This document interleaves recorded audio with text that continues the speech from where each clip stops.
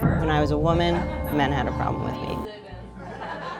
When I was a trans guy, trans and queer people had a problem with me.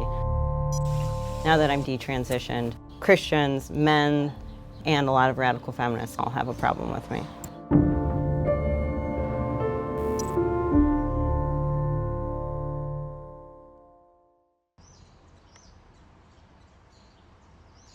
Growing up in Cleveland was interesting because it was such an underdog city.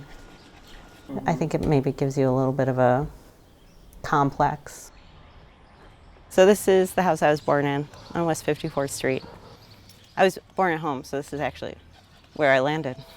So my first memory of gender was that my parents got me a mini tool set. I think that was the first time I felt like, oh, I'm a tomboy, and tomboys are cool. Right before I went to high school, I got my breasts, pretty much. So my high school's uniform was a polo shirt and a kilt. Going to and getting home from high school was just a lot of dealing with men. Men's reactions to me, and men wanting to talk to me, and men trying to get my phone number and stuff.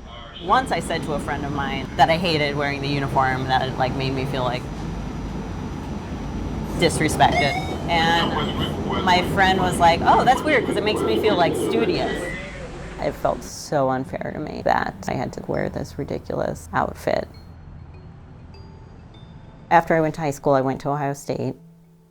My sophomore year, I was sexually assaulted. It absolutely contributed to just this feeling that I wanted to take my body off. After college, I moved to Chicago. It was partly about doing stand-up, and it was partly about kind of being away from my hometown so I could date women. I'm doing awesome. I moved to Chicago from Cleveland in September. Yeah. This is a big thrill for me. Clap it up for the move. Yes. And when I moved to Chicago, trans guys were kind of all around. The first trans person I met, my first emotion when meeting him was intense jealousy. I was just so jealous that he got to get a mastectomy. I found a therapist who advertised that she specifically wrote letters to get hormones. And I got my hormone letter by the third or fourth session. When I got the letter, I was just so relieved, so excited, thrilled. Felt like everything was beginning. I started testosterone October of 2012. I would inject every other Wednesday. People tend to inject in either the thigh or the butt. You just want a big muscle to get it in. Very quickly after I started testosterone, I was this is obviously what I needed. Testosterone made me exclusively attracted to biological men. And I was if I'm gonna be a gay trans dude, I have to be in a place where that's a thing.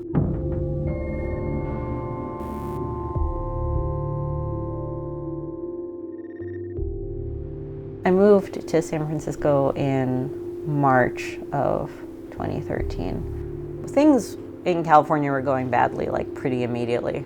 The fact is that lots of people will not hire you being a trans person. And it is true that when trans guys pass, they get to see an even darker side of men.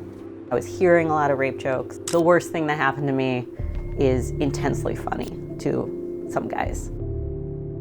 It's a weird and dark thing to learn about the world. I had kind of gotten to a point where I was very, very desperate and low. For a couple months been thinking about suicide every day and stuff. And I was I think that I just got this wrong. This is not a trans thing, this is a trauma thing. I felt it was time to throw in the towel.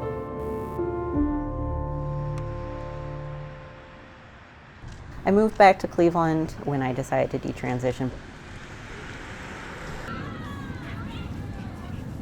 I use the word regret. I regret it. I regret it. It was a waste of my money, it was a waste of my time. It was more time that I didn't do what I needed, which was address my dissociative symptoms. So I regret it. Maybe that sounds like me whining since my irreversible effects are pretty minimal, but if I had to do it over again, I would not.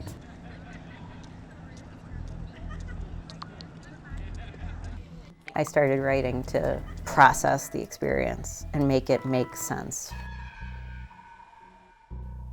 A pretty prominent trans writer wrote an essay about how rare detransition is, and I was incredibly pissed off. I made a YouTube video pretty much coming out.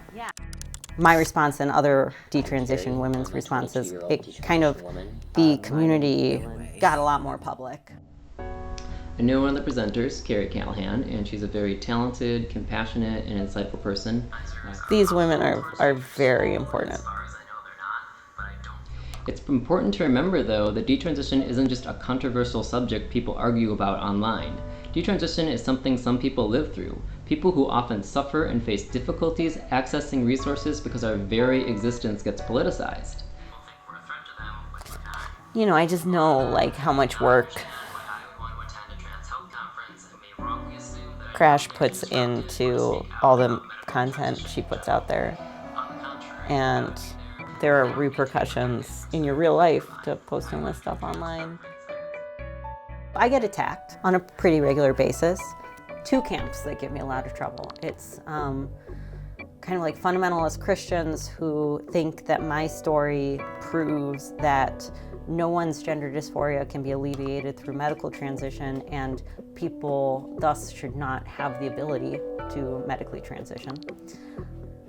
I also get people in the trans community who believe that me being public with my story is like unethical because it gives the fundamentalist Christians the material to say that. On my Twitter feed, someone linked to a book review, and it was a review of this book by Ryan Anderson, who works for the Heritage Foundation.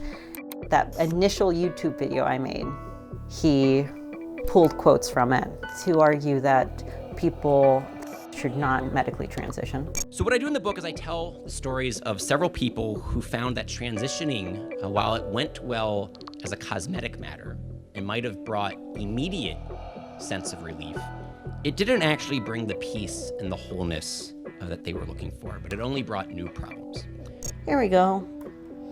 Crisis Magazine. This is the first way that I found out that I was in the Heritage Foundation book. I felt like violated on such a deep level. The complexity of our viewpoint is pretty inconvenient to people on all sides of the political spectrum.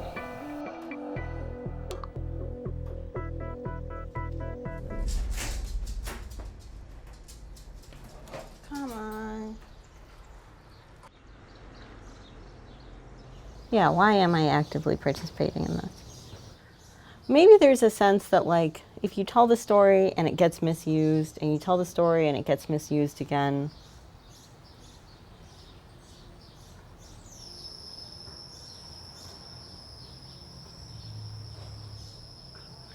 then you just like keep telling it until people hear the story. To what end?